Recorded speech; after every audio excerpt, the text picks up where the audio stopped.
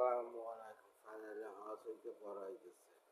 আনোয়ারে আতিয়া গ্রন্থে মালিকি মাযহাব সম্পর্কে লিখিয়াছেন যে নবী মুহাম্মদ সাল্লামের কবর জিয়ারত করা পছন্দনীয় সুন্নত, যা শরীয়তের দিক হইতে কাঙ্ক্ষিত ও পছন্দনীয় এবং আল্লাহ তাআলা শানের নৈকট্য লাভের অতি উন্নত উপায়।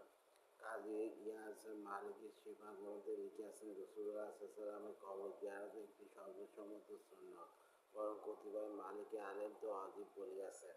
যেমন কাস্তালানি মাওয়াহিব গ্রন্থে এই বিষয়ে আবু ইমরান ফারসি উক্তি বর্ণনা করিয়াছেন। হাম্বলী মাযহাবের বিশ্বস্ত কিতাব মুগনিতে লিখিয়াছেন যে রাসূলুল্লাহ সাল্লামের কবর শরীফে জিয়ারত করা মুস্তাহাব, কারণ হযরত ইবনে ওমর রাদিয়াল্লাহু আনহু রাসূলুল্লাহ সাল্লামের এসে বর্ণনা করিয়াছেন যে, যে ব্যক্তি হজ করিয়া আমার কবর জিয়ারত করিল, সে যেন জীবদাবস্থায় আমার জিয়ারত করিল। অপর এক হাদিসে আছে